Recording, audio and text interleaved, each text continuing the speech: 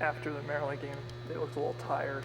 What kind of things have you done, or have you thought of any adjustments yet to try Well, to we fix took it? yesterday off, and then today we went shorter, especially with Tyra and Lex and B and Jen. When I say shorter, our prep was the same, but they took less reps. I got them out of here a little bit earlier so they could do some therapy, whether that's cold tub, whatever Robert magically does with them before we get on the plane, and just trying to do everything we can now to give them less reps, but also we're trying to make our scouting simplistic in the fact that they don't have to think about 1,000 things, and we're really trying to make it easy for them right now as far as the things that they do have to think about and what we do have to be really good at tomorrow night versus there being a dozen things they got to be thinking of. And so like I said, we're just trying to simplify it a little bit and not get them to overthink, because the biggest thing they have to do is again, we talked about this today with the thought of the day, is that they don't have to play perfect, but their effort has to be perfect. And so that's the thing that tomorrow night will be the goal, is just that we have a perfect night of our effort being great. And if we do that, then the things that we're not so perfect at, they certainly won't show up like they did against Maryland. What was the mood of the team? Can you sense coming back? Well, they were quiet today. I mean, and I think a lot of it had to do with our film session. Anytime you have to sit there and you got to watch yourself, and we could have shown probably more, but all the things that we didn't do well, it was hard to find anything good, right, in a game like that, although we found a couple things, but it was really the message was, this is why we lost the game, okay? And then talked about some statistics that I shared last night on the air with Greg. We missed 8 layups in the first half.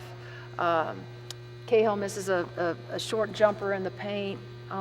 Lex has an opportunity to bail out 3, kick back to Cahill, which we've seen, Cahill can hit a 3 7 out of 10 times, it goes out. And the score of halftime is 46-44 if we do all those things. Woulda, shoulda, coulda, we didn't. Missed, like I said, a lot of layups. And I think our mindset, our confidence, all of that would have been different, I think, coming out in the second half. But I think that, we felt kind of victimized, right? And that and we can't have that mentality. We created that out there. It's nobody else's fault but our own, and we have to own that. And so that's what we talked about then. But now all those things that we did that were not good, we can fix. We can hit layups, right? Uncontested layups. But we just have to put Maryland behind us and move on and realize that the thing that I'm most excited about and grateful is that we do have a really short turnaround. We need to get back on the floor.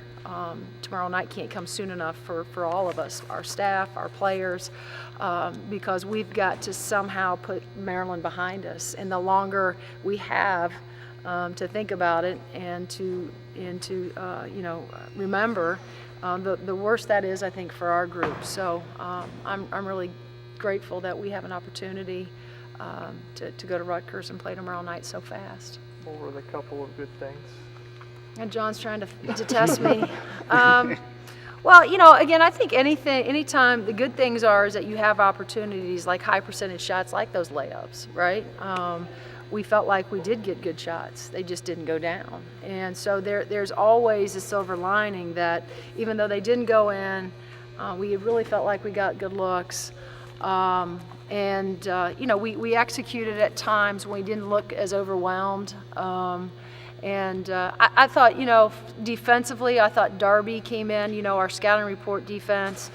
We didn't really play at all like we had anticipated as far as what we were going to try to do to Brianna Jones. And I just thought, when Bree came in and even Darby before that, I thought they executed the defensive plan very well.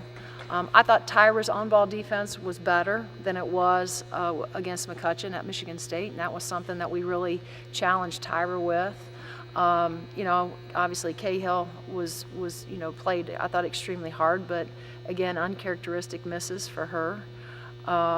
And so you always have to find, there's something within the game or inside the game that you can pick out that are good things, because your kids need to see that, that halftime score could have been so different if we could have, hit a couple shots.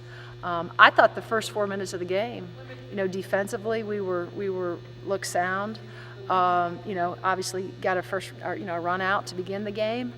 So I thought getting out of the gates, we looked really good. And I thought, at the 4-minute mark, this is going to be a great game. And then Jen gets called for an offensive foul. We go down, and then they boom, hit threes, and we foul Brianna Jones after we get a rebound, and she takes it from Jen, and Cahill fouls her, and then it just kind of spiraled out of control after that. I mean, having a Wisconsin that was recently where you're close in the third quarter, does that help as a reminder against the team that maybe their record isn't so good, they'll score a lot of points, that not every game is. Well, you're talking about Rutgers, right? Yeah. They beat Michigan State. We didn't.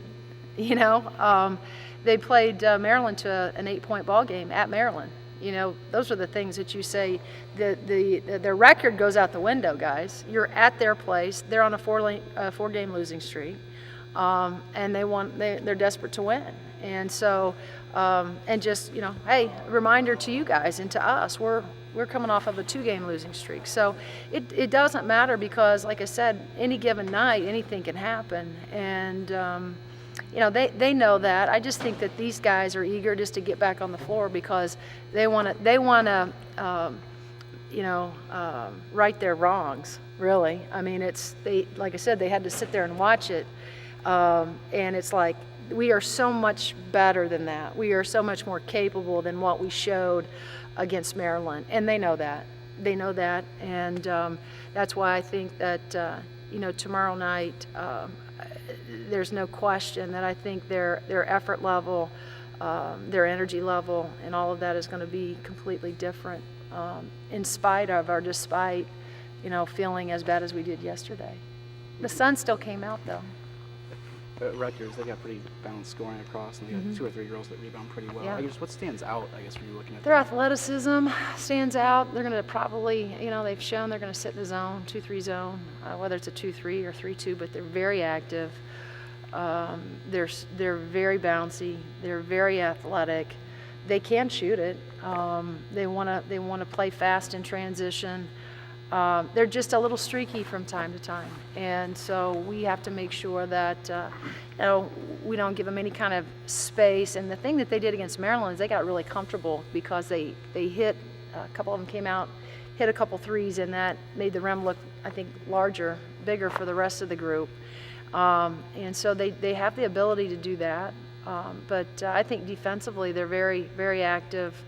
And we've got to make sure that our ball security is important, not turning it over, because anytime you turn it over, like most teams, they make you pay with runouts. And I sound like a broken record, but then we got to hit shots against that zone too. And it seems like they're just with this team, program the last few years, they're just always physical. They're very physical, and that has a lot to do with Coach Stringer. I mean, she's a Hall of Fame coach.